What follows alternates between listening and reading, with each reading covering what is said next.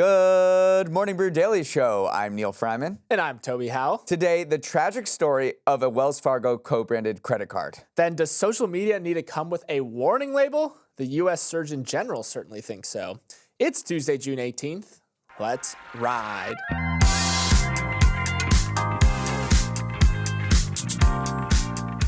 Boston's long nightmare is over. The Celtics won the NBA championship last night over the Mavericks, ending the city's 5-year title drought. That may not seem like a long time for people in Minneapolis or Buffalo, but it's Boston's second longest span without a title since 1960. It also marks the Celtics' 18th championship, which moves them one past the hated Lakers for the most in NBA history. Boston may not have affordable suburbs, but it's got plenty of trophies. I just want to take a minute to remind everyone, though, of the fact that the last time the Boston Celtics won the title back in 2008, Lehman Brothers collapsed and the world economy descended into chaos just 3 months later.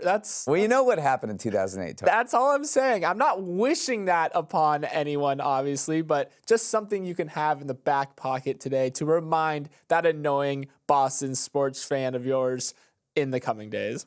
Now, let's talk Yahoo Finance. One thing about hosting a daily business news podcast is that it feels like you have homework assignments due every single morning. It's like having to do an oral presentation in front of the class every day. And don't get us wrong, you guys are a great audience, very respectful, asking always good questions. But there's no textbook for business news, no flipping to page 5 to brush up on the latest Elon Musk tweets. And that's where Yahoo Finance comes in for us. It's the closest thing to a business news study guide you can get. You can keep tabs on what's going on in their news section, dive deeper into the fundamentals of a stock, or sort through an earnings report all in one place. Saves us clicks, saves us time, and helps us put together this oral presentation for you guys every morning. All right. Let's just call it a morning show, okay? None of this oral presentation stuff. If you want to brush up on the latest news and market data, head to finance.yahoo.com or download the app on the Play or App Store. Imagine logging onto Instagram or TikTok and being greeted with a warning label about its dangerous side effects. This is the future the U.S. Surgeon General, Dr. Vivek Murthy, is urging Congress to make a reality. He wants to introduce warning labels that regularly pop up and warn parents and children of the potential dangers associated with all that endless scrolling. If this sounds like the labels that are on tobacco and alcohol, then you're spot on. The Surgeon General thinks social media should be talked about in the same breath as those vices. In a guest essay on the New York Times, Murthy cited studies that found nearly half of kids have some sort of body issues tied to social media use, and that kids who spend more than 3 hours a day on it are far more likely to suffer from anxiety and depression. Neal, there's also a body of work cited by experts and tech CEOs that say the link between teen mental health and social media is lacking concrete evidence and tends to get exaggerated. So do you think that something like adding warning labels to popular apps is overkill, or are we heading in that direction? I don't know whether we're headed there because it would take an act of Congress, but this is Murthy getting ahead of the PR conversation and saying, look, we don't know whether we have evidence perhaps that it is harming teens, but then again, we have no evidence that it is safe either, and we're not going to take any chances here. And I would love to put these warning labels on social media platforms because when I look at the stats here, I'm speaking as Murthy, I see that teens are spending 5 hours a day on social media, and that just as much as 3 hours a day leads to significant worse health outcomes. So this is him just putting his stake in the ground, and he's done this before. He sounded the alarm going back years saying social media is not good for teens, and we need to do something about it because it's leading to this loneliness epidemic and a lot of depression among kids. Right. His approach to it is saying, let's not wait here. One of the quotes from his op-ed was, one of the most important lessons I learned in medical school was that in an emergency, you don't have the luxury to wait for perfect information. You assess the available facts, use your best judgment, and you act quickly. So that is how he's approaching the social media situation. He knows that there's conflicting research out there. He admitted that, but he said, I'd rather take action now than wait till down the line till we have more concrete facts, more concrete information, because clearly he's seeing enough warning signs here that is causing him to take this recommendation action. And he's directly linking it to some of the most iconic, consumer safety measures in American history, like the seatbelt, like helmets on bikes. Especially the first thing that comes to mind here is the warning labels on cigarettes, which went into effect in 1965. And at the time, 42% of U.S. adults were daily cigarette smokers. Just think about that for a sec. 42%, wow. And then by 2021, after those labels came into effect, decades after, that had dropped to just 11.5%. Don't know whether causation is correlation. There's obviously a lot of other things going on, but those warning labels did come into effect in 1960s, and we saw a huge precipitous decline in cigarette smoking in the United States. And Murthy wants to go beyond just these warning labels, too. He had a lot of recommendations for policymakers. He's calling for legislation that shields some young people from some of the more violent or sexual content on social media. He wants to ban platforms from collecting children's data. He wants to restrict push notifications, autoplay, infinite scroll, these features that he says prey on developing brains and contribute to excessive use. And then he also wants to force social media companies to undergo this independent safety audit where they share data that they have regarding the health effects, regarding all these things that we've talked about with independent scientists and the public. So he's not just hand-waving here. He is coming with a litany of demands and a litany of recommendations on how we could make social media safer beyond just slapping on these warning labels. But I did go down a rabbit hole to see if warning labels actually do anything. And there's quite a bit of a body of research over the years. It seems that they're so ubiquitous now. When you go into a grocery store, you go into a drugstore, you see so many warning labels that their impact has maybe been reduced because you see so many, and each one sort of has a less of an impact on you. But they did a study that showed that the only kind of warning labels that actually do anything are graphic warning labels. So images that are graphic in nature that show you the impacts of what you're about to consume. Like if you show a person with very rotted teeth or a bulging belly for something like sugary drinks, in a study by Harvard Business Review, that was the only type of warning label that actually moved consumers to make different choices. Right, because I was going to say I have limits on my social media where it pops up and say, hey, you've been spending too much time on Instagram, but I'm just so used to clicking by that at this point because you're right, it's just words. It's not really inspiring anything in me. Yeah, consumer safety advocates say warning labels are the last resort. That only comes after making the actual products safe to use. This is a conversation that we're going to continue to have. Anyone listening extremely rich and is a partner in a hedge fund or real estate investment firm, the IRS is coming after you. Yesterday, the agency announced a plan to close a major loophole used by large, complex partnerships to avoid paying taxes, with the goal of raising $50 billion in tax revenue over the next 10 years. The crackdown targets a process known as basis shifting, where businesses or people shuffle assets between related parties in order to shield them from paying taxes. The IRS calls this really just a shell game that provides no economic benefit to anyone except the people who lower their tax bill. It's also part of a series of actions the IRS has taken recently to go after tax avoiders. 2 years ago, the Biden administration plugged it with $80 billion in fresh funding, and the IRS wants to prove that's a worthy investment by recouping tax revenue to bolster the Treasury and pay for itself. Yeah, so the IRS looked at the body of evidence here and said that the filings for these pass-through businesses that are used in this sort of basis shifting, this tax avoidance loophole, those increased 70% from 2010 to 2019, up to almost 300,000 of these unique sort of filings. However, the audit rates for those types of businesses actually fell from 3.8% to 0.1% in the same time frame. And again, the IRS said, listen, our hands are tied here. We just don't have the resources to audit all these pass-through corporations that are being created. And so they're saying now that we have more resources, now that you gave us a little more money, they're making a big show of saying we are going to start cracking down on these because essentially they've just been used as a loophole for far too long. And just for some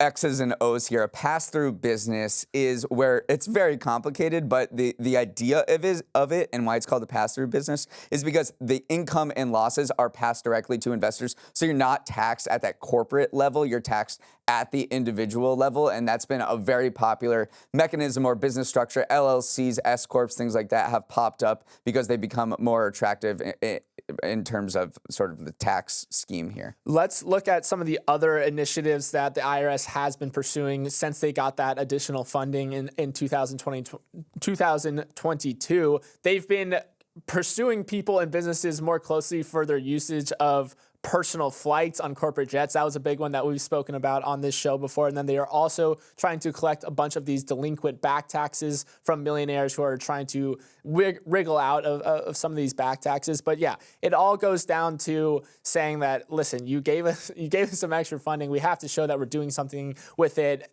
It was initially $80 billion of funding. Congress actually already clawed back $20 billion of that funding. So expect to see a couple more of these announcements dripping out in the coming months and years to say as a way for the IRS to show that it's doing something with the money it's been given. When a deal sounds too good to be true, the deal is usually too good to be true, as Wells Fargo is beginning to understand. Back in 2022, a buzzy fintech startup called Bilt struck a deal with Wells Fargo to launch a co-branded credit card that comes with a pretty sweet deal.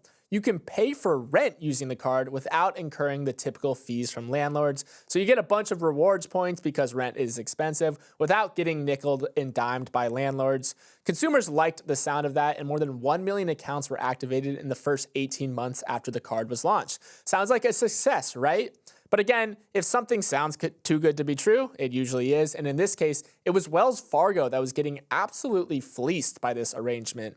Wall Street Journal published a piece that found the bank is losing as much as $10 million every month on the program as consumers take advantage of the card. According to the article, execs at the bank miscalculated on some key revenue drivers, including the likelihood cardholders would carry balances on their cards and how much they might use the card for purchases other than rent. Neal, this is a major egg on the face moment for Wells Fargo. What were they thinking here? It's bad for Wells Fargo. It's great for Bilt. They built their valuation, no pun intended, to $3.1 billion through this partnership. Their founder is a billionaire. And if you look at the specifics of this partnership, which is really cool because we don't often get the details of a credit card partnership like this. Companies do not want this information leaking out. It looks like Bilt was making a lot of money. First of all, you just said that 1 million people opened up the accounts. Well, Wells Fargo paid Bilt $200 each time a new account was issued. So that's $200 million right there off the bat. Wells pays Bilt a fee of about 0.8% on each rent transaction.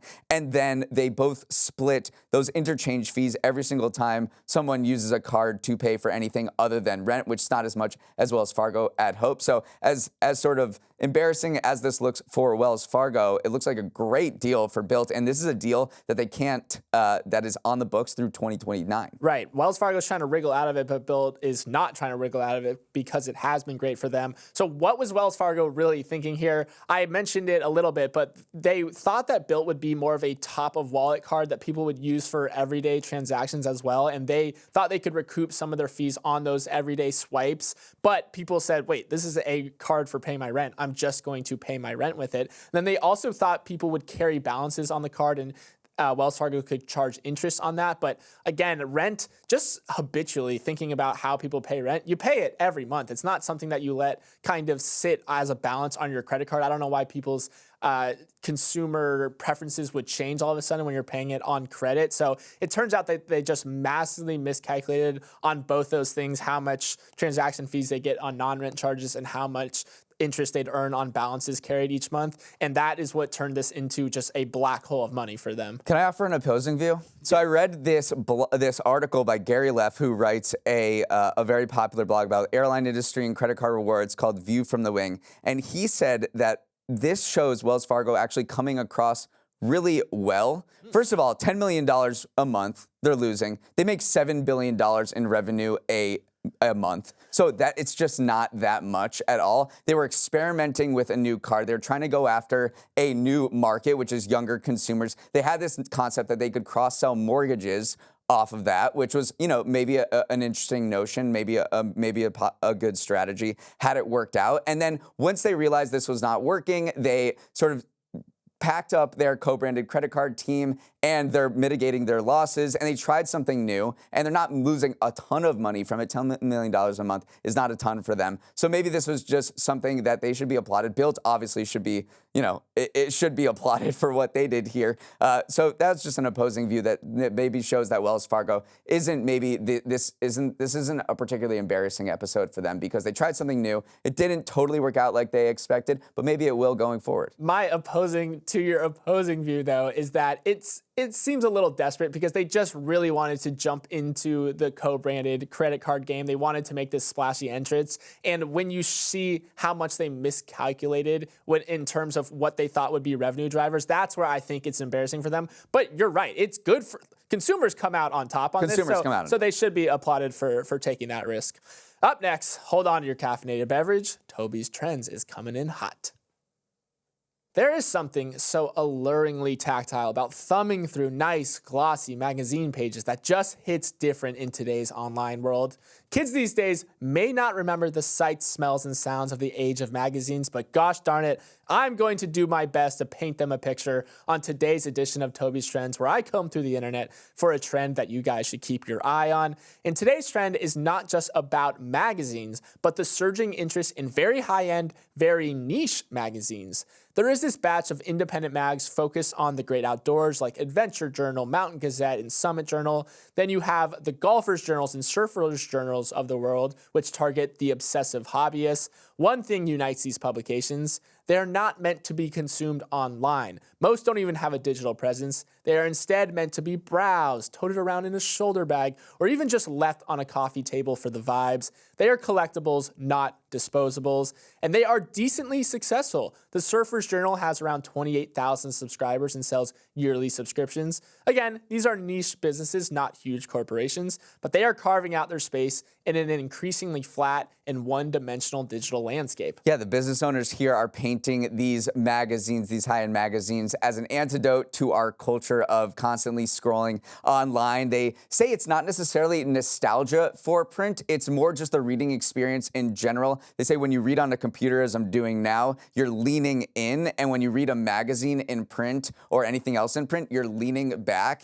and it's just much better experience for your body, for your physiology, for your mental state in general. And that's what they're saying their success hangs on. It's not necessarily nostalgia like maybe records or things like that have seen a resurgence, but it's more just this is a better reading experience. This is what people want. Yeah, I'm so glad that this exists in the world today, because you're right. It is just a delightful experience to chill back with a magazine, thumb through. I was talking about like the experience of feeling a magazine, and that is something that they take very seriously. Debbie Pesman, who is the Surfer Journal's publisher, she says, one, never underestimate the intelligence of the reader, always deliver them quality as much as possible. But then she talks about doing things like printing a magazine on paper that's 18% thicker. And she's like, listen, it's not the best business decision. That's going to cost us an extra $22,000 in postage. But when you see the other magazines out there, the only way you can really differentiate yourself is to just keep continually dialing up the quality, and 18% thicker pages just screams quality. So, and also we just have to say too, these magazines are gorgeous, beautiful. Like we were just marveling at, I mean, we were looking at them on a computer screen, which you're not supposed to do, but the spreads, the photography, it just is a very luxurious product, and I'm just glad it exists in the world. Yeah, and some, heavy hitters are actually getting into the space. We said most of this was mom and pop, but if you ever heard of the country singers Eric Church and Morgan Wallen, they just bought Field and Stream, which is an outdoors magazine that did not have print. They're bringing print back, and they're going to issue two magazines per year, Field and Stream, saying like, this was just what our parents had. I saw it on my dad's truck every summer, and I want to bring this back. So there's some pretty heavy hitters getting into this space. It does seem like all of these business models are somewhat similar. They charge a subscription. They offer 2 to 8 magazines, or they even call them journals, per year, and then they have a few sponsors on top to keep the lights on, like the Patagonias of the world. So that seems to be the business model, and Eric Church and Morgan Wallen are getting in. As any fan of good burger knows, nothing can replace the experience of a person taking your fast food order. Apparently, McDonald's is just finding this out. The company is ending its test of drive-thru automated ordering and removing the technology from more than 100 locations that had been using it. McDonald's drive-thru AI experiment began 2 years ago with a partnership with IBM. Hopes were high that the tech could speed up drive-thru lanes more clogged than your arteries after you eat McDonald's and shift human workers to other tasks. But the chatbots rolled out to take your order were no Kenan Thompson, and customers captured their frequent mess-ups and posted them to social media, where, of course, they went viral. In one spectacular fail, someone received an ice cream cone topped with bacon. Honestly, would try. Yeah. Moving forward, McDonald's says this isn't the end of its push to AIify the drive-thru, but it might seek out a partnership with a different vendor than IBM. Toby, feels like more AI products are being rolled back than rolled out these days. Yeah, you know what they say, you don't go broke buying IBM. It feels like McDonald's is going a little broke buying IBM here. All the official corporate statement on this was saying like, no, we enjoyed our partnership. It was really great, but there is some rumblings that McDonald's did have a problem with IBM's technology itself, and clearly through the amount of social media videos that were posted, one of my favorites was someone wanted one sweet tea, and then all of a sudden it ordered 9 sweet teas for them because it picked up some additional voices from another drive-through lane. So there's just a lot of issues here. One thing is for certain, though, I don't think that the restaurant industry is giving up on AI by any means. Like, this is definitely going to be something, if you can replace that cashier or reroute them to be doing something else rather than taking orders, it's going to save you a lot of time, increase efficiency a lot. So this is definitely not the end of it, just the end of this specific partnership with IBM. No, and McDonald's, which has been so tech forward, has actually been less aggressive in its push into AI than other chains like Carl's Jr., Wendy's, Dunkin', Taco John's, Hardee's. Wendy's especially inked a partnership with Google last year to roll out AI drive-through capabilities. But it's really interesting that the AI drive-through situation is very complicated for an AI chatbot. It's not so easy because when you're taking an order, a human can understand things that an AI may not, because when you're ordering at fast food, sometimes you're using the term, the company's slang, like you're ordering a Frosty instead of a milkshake, you're ordering biggie bags instead of, the more official term. So that is something that the AI needs to parse through. Meanwhile, you've got your family in the backseat, your brother's being annoying, they're all being loud. So the AI has to parse through exactly what is being ordered. Meanwhile, how many times have you changed your order in the middle of the way through? You're like, maybe I want the medium instead of the large. I've been with you when you've done that. So the AI also has to do that. So this problem is not so easy to solve as it may be just like a simple query to ChatGPT. I mean, McDonald's publicizes the famous "Can I get a" while you're thinking about what to order. But another instance that I think AI can enter the fast food service space is that a lot of these companies are training large language models on their own operations and procedure. So there are rumblings that Google also announced a deal with McDonald's in last December around the same time that they announced that deal with Wendy's to make a chatbot called Ask Pickles, which you could do things as an employee and go on and say like, hey, the ice cream machine is broken again. Like, how do I fix this? And then the Ask Pickles would walk you through how to fix that ice cream machine. So I do think that we're going to be seeing it not just consumer facing, but also internal facing to try to speed up and spruce up those internal processes. Well, that discussion is a perfect segue to our next story, which is that customer experience ratings in the U.S. have declined for a third consecutive year to a record low, according to a new report from the consulting firm Forrester. Yeah, seems like most of you are not feeling the warm fuzzies after interacting with a company. To put a number on it, the average customer experience score people gave companies was 69.3 out of 100, down from a peak of 72 in 2021. The survey polled nearly 100,000 consumers' perceptions of 223 brands across 13 sectors.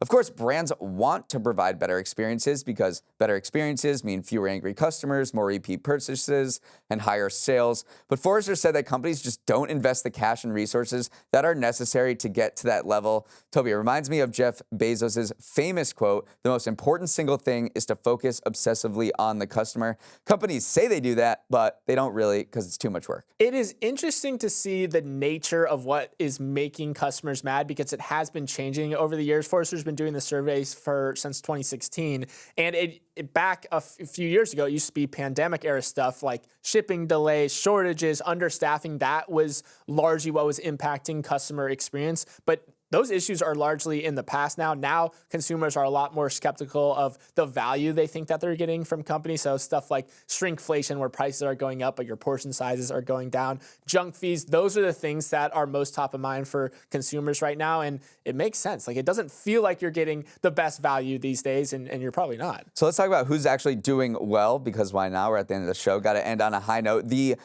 top brand for 3 years running now is Chewy.